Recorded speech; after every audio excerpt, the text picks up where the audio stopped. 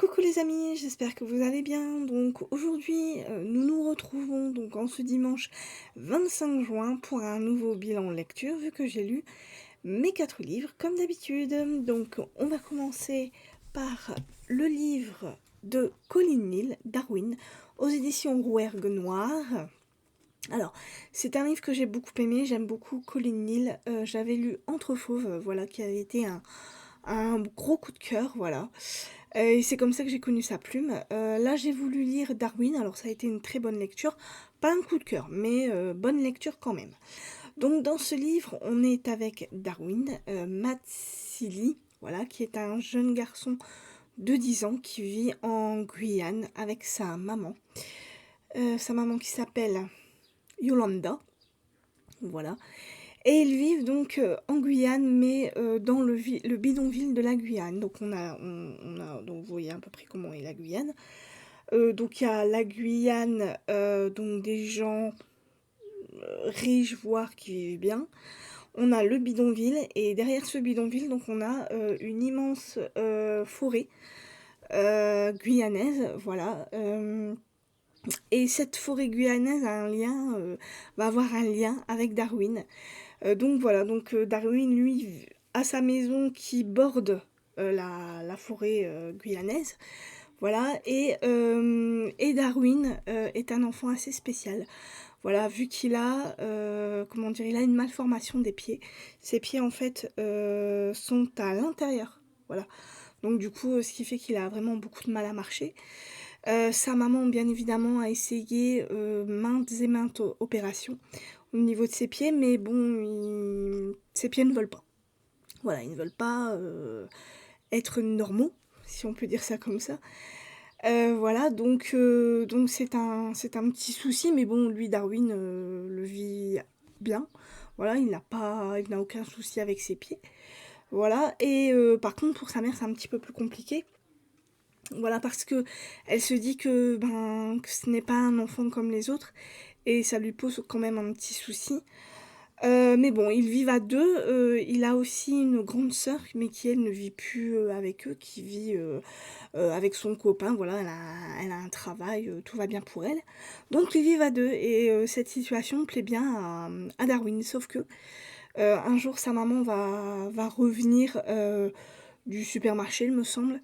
Voilà, et elle va revenir avec un homme qui s'appelle Johnson, qui va faire partie malheureusement de la vie de Darwin, parce qu'en fait, si je dis malheureusement, c'est que c'est le huitième homme qui va faire partie de la vie de sa maman. Et lui, il n'est pas vraiment pour. Ce qu'il voudrait, c'est sa maman pour lui tout seul, en fait. Voilà, parce que Darwin a deux amours, en fait. Son plus grand amour, c'est sa maman. Voilà, qu'il aime plus que tout. Il voudrait que ça soit réciproque. Voilà, il voudrait vraiment être aimé par sa mère, parce que lui, il est en adoration pour sa mère, il la trouve magnifique. Et Yolanda est une très belle femme, c'est pour ça qu'elle plaît à beaucoup d'hommes. Donc voilà, et son deuxième grand amour, c'est cette forêt. Voilà, cette forêt qui l'appelle, et il essaye de s'empêcher d'y aller parce que sa maman n'aime pas ça. Voilà, elle n'aime pas quand il va en forêt. Et voilà, il y a un lien entre cette forêt, la maman de Darwin et Darwin lui-même. Donc voilà, donc on est avec Johnson qui va faire partie de la vie de Darwin. Darwin qui n'est pas heureux, voilà, d'avoir cet homme-là chez lui, qui va faire des menus travaux et qui va essayer de nourrir la famille, hein. Yolanda fait nourrir son fils, vu qu'elle travaille, elle fait ce qu'elle peut pour s'en sortir. Et Johnson va faire pareil, donc il va faire de menus travaux dans des propriétés de bourgeois, tout simplement. Et il va y avoir aussi une femme qui va arriver dans la vie de Darwin, qui s'appelle Mathurine, et qui est une employée de la protection de l'enfance. Voilà, qui va se retrouver avec le dossier de Darwin parce qu'on a fait un signalement, donc par rapport à la famille, voilà. Et le but de Mathurine, c'est de voir si Darwin ne manque de rien, s'il est bien dans sa vie, si tout va bien au niveau scolaire, tout ça. Et donc elle va aller donc voir Yolanda, vu que Yolanda ne répond pas à ses courriers. Et elle va aller, et puis elle va bien évidemment essayer d'interroger. Donc elle va interroger la maman, elle va interroger la sœur, enfin l'entourage de Darwin. Et elle va essayer d'interroger Darwin parce que c'est, en fait, ce qui pourrait clore son dossier. Sauf que Darwin, lui, n'aime pas. Voilà, il n'aime pas cette assistante, de protection de l'enfance. Il n'aime pas, cette femme parce qu'il a une mauvaise expérience. Il y a déjà une employée de la protection de l'enfance qui est venue, pour faire une enquête et ça s'est pas très, très bien enfin, c'est pas que ça s'est pas très, très bien passé, mais comment expliquer ça? Darwin, il est très spécial, il aime pas les endroits clos. Voilà, lui, il a, comment dire, il a un esprit qui va ailleurs. Voilà, c'est un enfant qui pense beaucoup. Et comme je vous l'ai dit, il adore cette forêt guyanaise, donc il pense beaucoup à cette forêt. Et donc Mathurine va essayer d'avoir un contact avec Darwin, ça va pas être facile, mais elle va y arriver.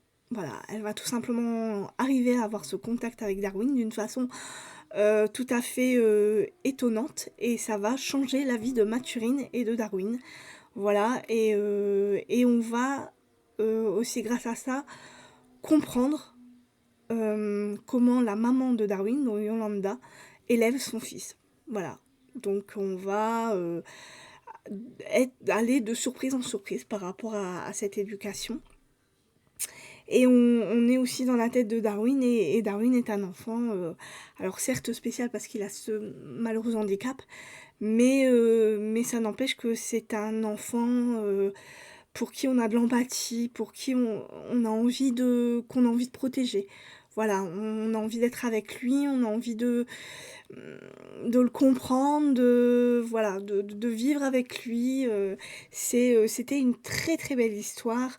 On apprend beaucoup de choses par rapport à la vie donc des Guyanais, mais aussi de ceux qui arrivent de Guyane, voilà, parce qu'il y en a beaucoup qui viennent d'autres pays et qui viennent vivre en Guyane, donc qui sont malheureusement sans papier, qui construisent leur maison donc, dans le bidonville et qui essayent tant bien que mal de s'en sortir. Donc on nous parle de cette misère et on nous parle aussi de la violence des enfants qui malheureusement subissent cette violence de la part de leurs parents parce que les parents n'arrivent pas à s'en sortir tout simplement et du coup c'est malheureusement les enfants qui en subissent les conséquences. Donc et puis comment dire, on comprend le métier d'employé de la protection de l'enfance n'est pas simple. Voilà, parce que ce sont des femmes qui essayent tant bien que mal de protéger ses familles et ses enfants. Voilà, c'est surtout les enfants qu'il faut protéger, et puis ses familles aussi, hein, parce que le père ou la mère boivent ou se droguent, ou enfin bref, voilà, où il y a des violences, comme je vous l'ai dit, et c'est pas toujours évident. Elles font ce qu'elles peuvent, voilà, avec les moyens du bord. Alors c'est pas facile pour eux, c'est pas facile pour les gens qui ont malheureusement comment dire, ces contrôles. Voilà. Et voilà, et donc on va voir tous ces petits ces sujets-là, ces différents sujets. Et c'était vraiment très très intéressant, c'était vraiment très très beau. J'ai vraiment beaucoup aimé ce livre. J'adore toujours autant la plume de Colin Neal. Il nous transporte dans cette Guyane, voilà, qu'on ne connaît pas, peut-être qu'on connaît ou peut-être qu'on ne connaît pas, en tout cas moi je ne la connaissais pas. Et j'ai aimé, voilà, j'ai aimé, j'ai vraiment beaucoup aimé, j'ai compris pas mal de choses par rapport à cette forêt guyanaise et par rapport à cette misère malheureusement qu'il y a dans ce pays, et c'est très touchant, voilà. Donc si vous avez envie de connaître Colin Neal, donc je vous conseille Darwin et aussi Entre Fauves. Voilà.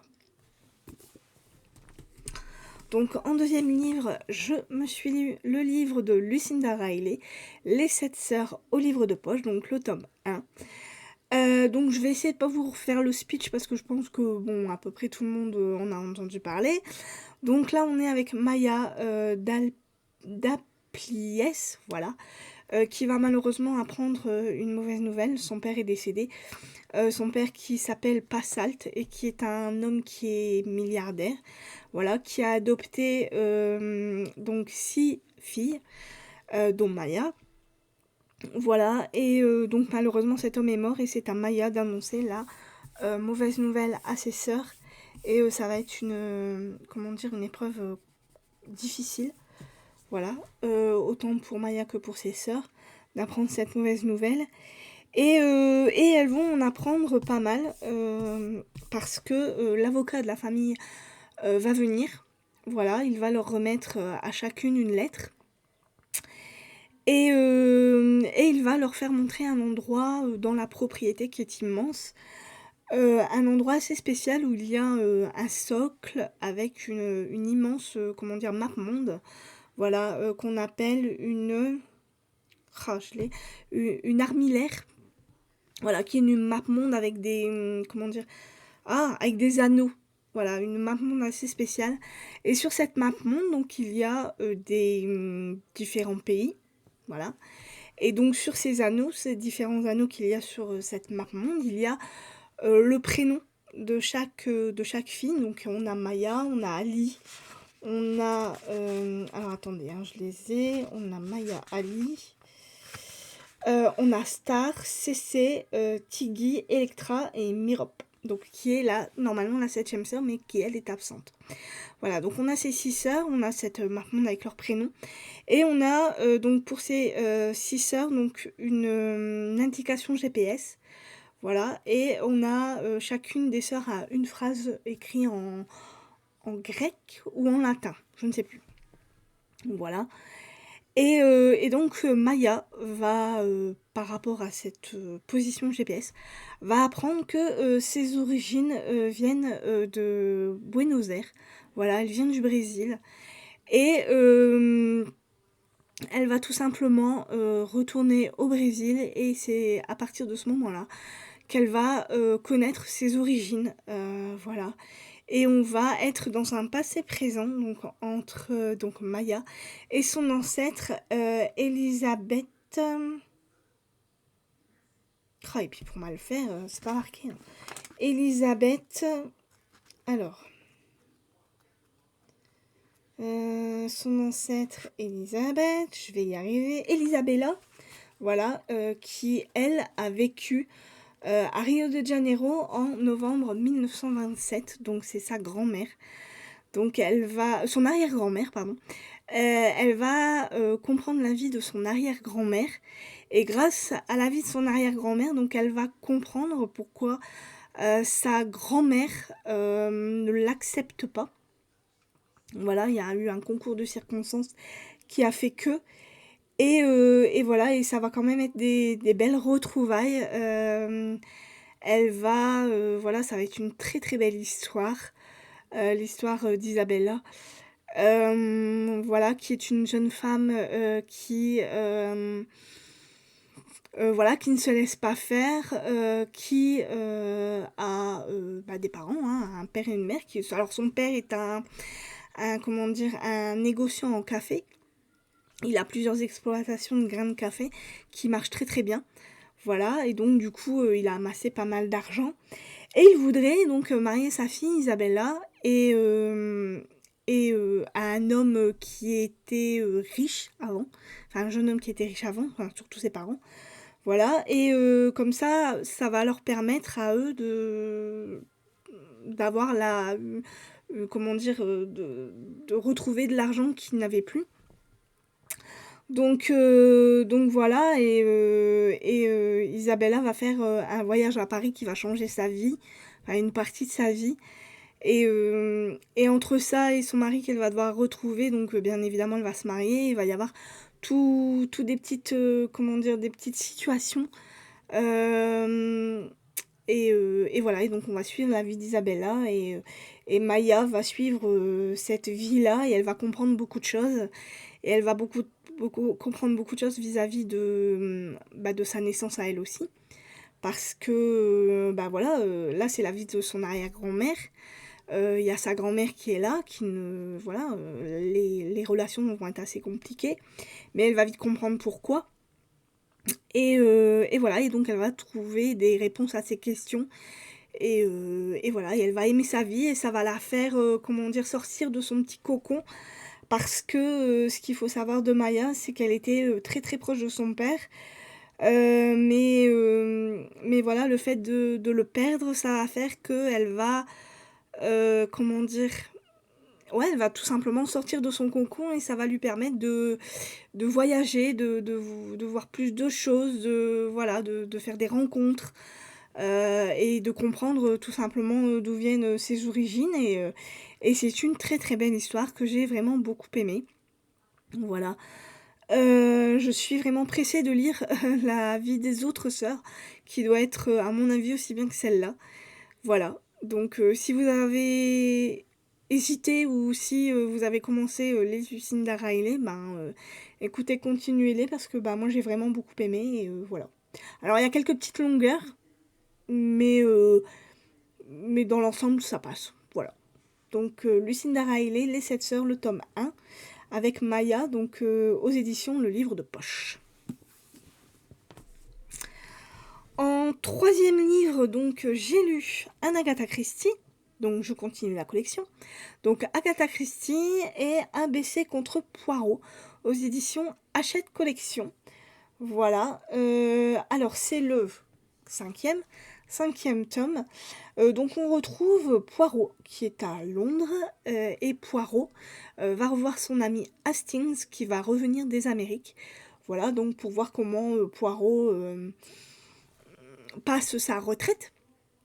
Voilà, donc Poirot va lui dire, bah écoutez, moi je continue quand même à prendre des enquêtes, voilà, il continue quand même à travailler malgré tout, malgré sa retraite anticipée, mais il choisit vraiment bien ses enquêtes, quoi, hein, il fait vraiment une bonne sélection. Et en fait, un jour, Poirot va recevoir une lettre assez spéciale de ABC, voilà, qui va, comment dire, un peu le provoquer.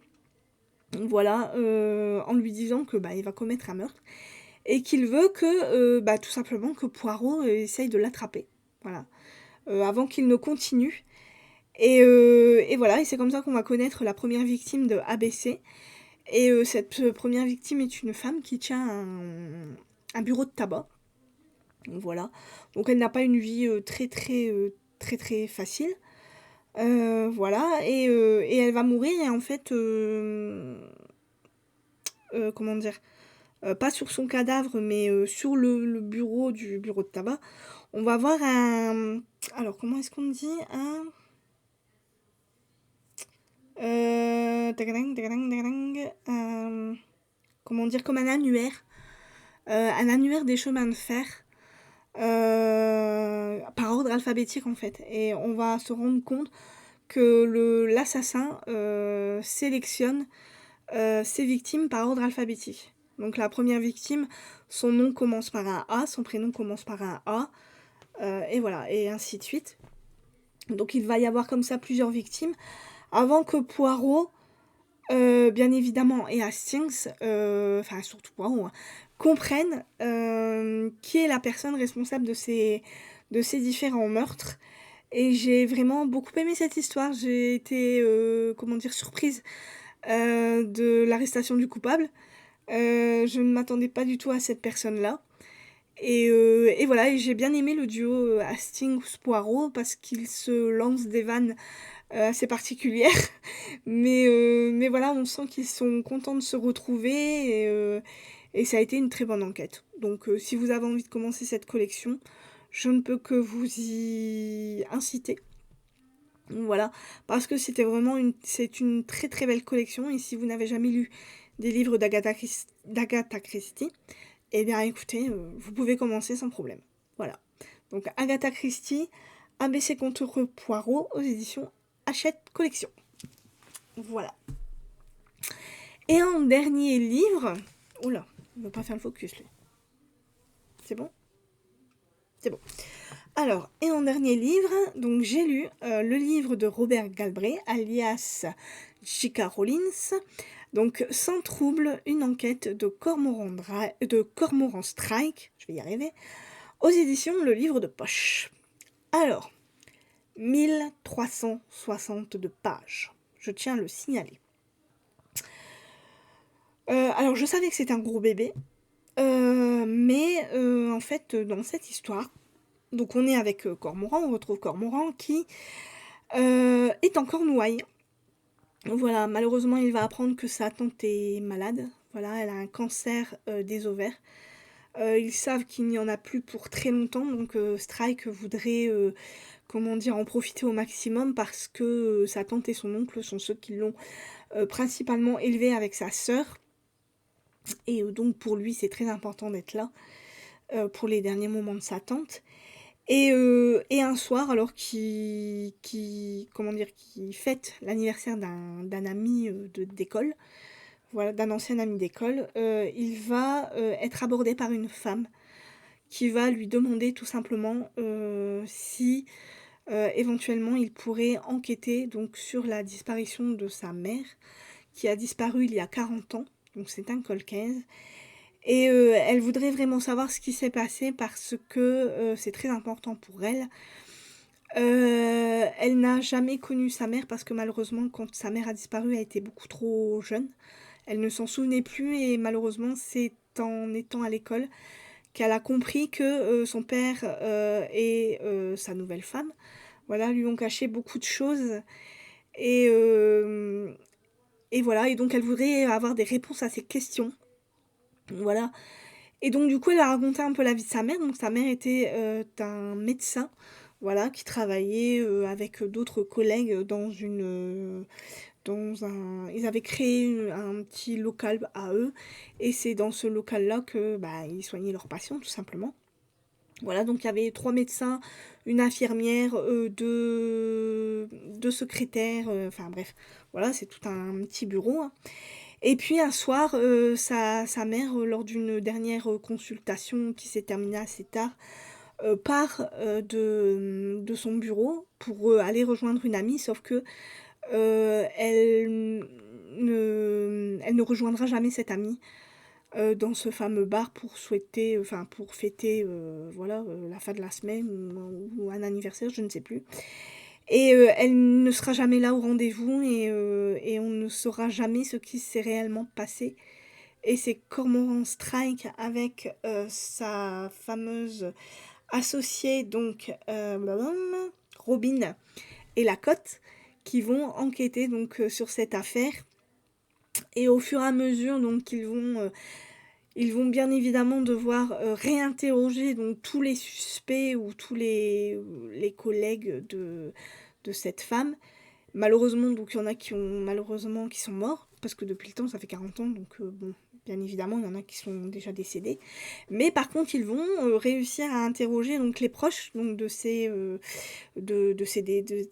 et de ces femmes décédés et au fur et à mesure donc des interrogatoires et puis des voilà, des petits indices qu'ils ont, ils vont finir, par, dénouer le fil et vite comprendre, comment tout ça s'est passé et voilà et quand j'ai su qui était la personne responsable de cette disparition, j'ai vraiment été, très, très surprise.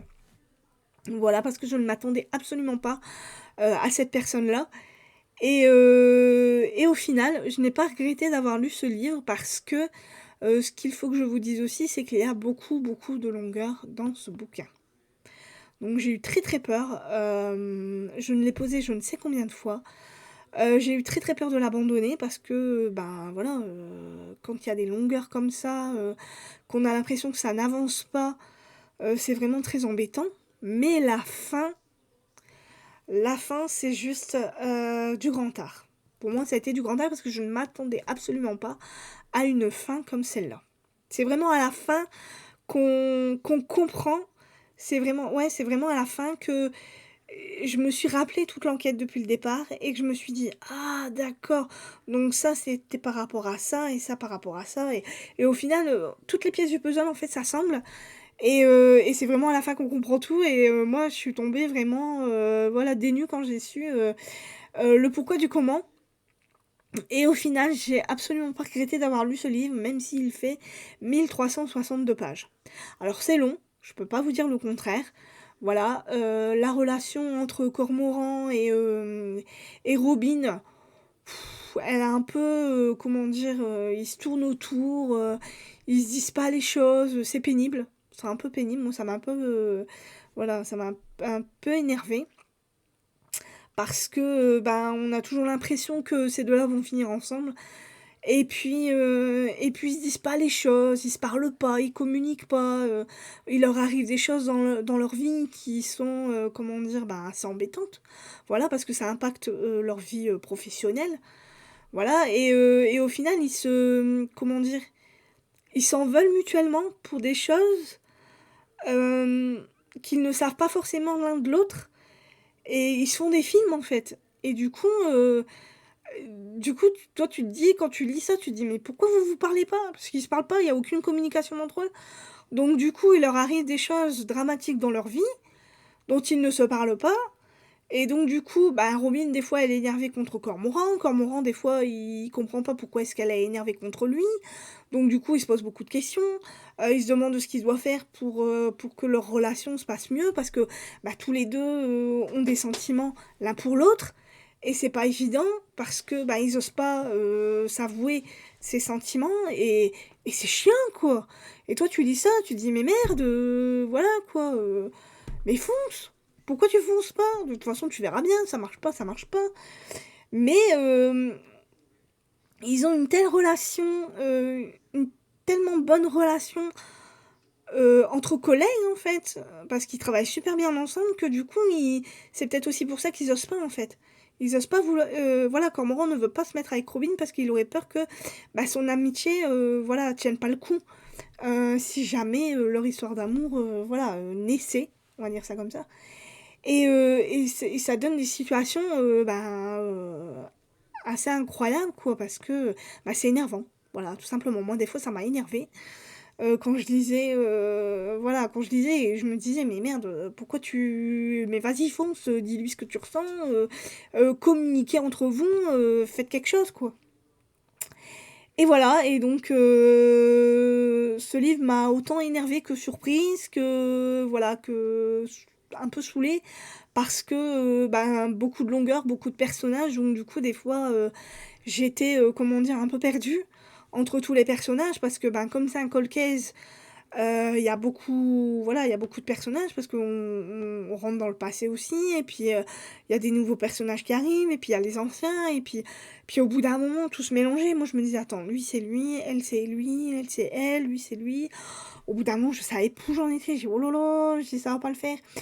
Et puis c'est la fin. C'est vraiment la fin qui a fait que, bah, j'ai été surprise et ça l'a fait au final. Voilà, mais c'est vraiment la fin qui fait tout. Voilà, 1362 pages. Franchement pour une fin, super mais bon, voilà quoi. Il y a peut-être des morceaux qu'elle était pas obligée de mettre, mais bon, au final, ça a servi quand même à l'histoire donc bon, on lui pardonne. Donc Sans trouble de Robert Galbraith, une enquête de Cormoran Strike, aux éditions Le Livre de Poche. Donc voilà, pour mon bilan lecture, donc j'espère que toutes ces lectures vous auront plu et qu'elles vous donneront peut-être envie, d'acheter et de les lire. Donc voilà. Alors, pour moi, donc là, pendant ces 2 semaines-là, pour moi, ça va être un petit peu compliqué parce que, je vais bientôt partir en vacances, donc comme je vous l'ai dit dans ma vidéo précédente et en fait, il me reste, un tag et ma palle de l'été à vous faire voir. Voilà. Donc j'ai l'intention de vous faire cette vidéo-là, pas la semaine prochaine, mais la semaine d'après, parce qu'après, moi, je pars en vacances. Voilà, mais en attendant, voilà, j'ai encore une palle à lire, mais je ne sais pas si je pourrai la finir en 2 semaines. Je ne pense pas, ça sera peut-être pas possible. Je vais essayer, mais ça va être compliqué. Donc je vais vous faire voir les livres que j'ai l'intention de lire là prochainement. Donc j'ai l'intention de lire le nouveau Stephen King, Contes de fées aux éditions Albin Michel, donc que je viens à peine de commencer. Donc le bébé fait plus de 500 pages. Non, j'ai n'importe quoi. Plus de 700 pages. Voilà, donc c'est un énorme bébé. Après, j'ai l'intention de lire le défi. Voilà. Le défi de Jérusalem d'Éric Emmanuel Schmitt, aux éditions pareil Albin Michel. Donc là, c'est un petit livre, ça devrait aller. Après, si tout va bien, j'ai l'intention de lire un Sherlock Holmes, donc La Veuve Rouge. Et il y a une autre nouvelle, donc on a La Veuve Rouge et L'Anneau de Donna Maria. Voilà, donc qui est petit aussi, hein, il fait à peine 200 pages. Ouais, il fait 200 pages pile. Ah, même un peu plus. Ouais, un peu plus de 200 pages. Voilà. Et en dernier, donc j'ai l'intention de lire Sophie Talmen, Là où le bonheur se respire, aux éditions pareil Albin Michel. Je crois que j'ai un abonnement, j'ai l'impression. Voilà, qui fait un peu plus de 200 pages. 283 pages. Quoique non, même pas. 277 pages. Voilà. Donc voilà le livre que j'aurais envie de lire pour ma prochaine palle. Le truc, c'est que comme il me reste plus que 2 semaines, lire 4 livres en 2 semaines, je sais pas si ça sera possible. Surtout que, bah voilà, comme on a l'intention de partir en vacances, le truc, c'est qu'il faut tout préparer. Donc du coup, je vais être assez occupée pendant les 2 semaines là. Donc je vais essayer de les lire, je ne promets rien. Ce qui, je pense, est sûr, c'est que je ne pourrai pas vous faire de bilan de lecture. Voilà, ça je pense que ça sera, voilà. Ça sera sûr et certain, je ne vous ferai pas de bilan lecture par rapport à ces lectures-là. Ce que je ferai par contre, c'est que comme je vous l'ai dit, je ferai la vidéo ma palle de l'été plus le tag. Voilà, je ferai un englobement. Voilà, en vous faisant voir donc les livres que j'ai l'intention de prendre pendant mes vacances. Voilà, pendant mes 2 semaines de vacances.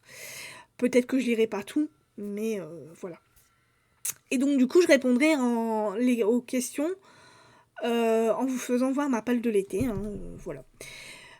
Donc voilà pour tout ça. Donc j'espère que ça vous ira. Et puis même si ça vous va pas, bah tant pis. Hein, ça sera comme ça et pas autrement. Voilà. Donc, bah écoutez, je vous ai parlé de tout mon petit programme. J'espère que pour vous tout va bien, que vous avez de très bonnes lectures, que vous passez un très bon week-end très très chaud, parce que nous ici dans le nord il fait très chaud, je n'en peux plus. Voilà. Et donc sinon, bah écoutez, moi je vous souhaite une bonne fin de week-end. Et je vous dis donc à la prochaine. Donc cette fois-ci, ça sera pour ma palle de l'été et pour un tag. Voilà. Bye bye.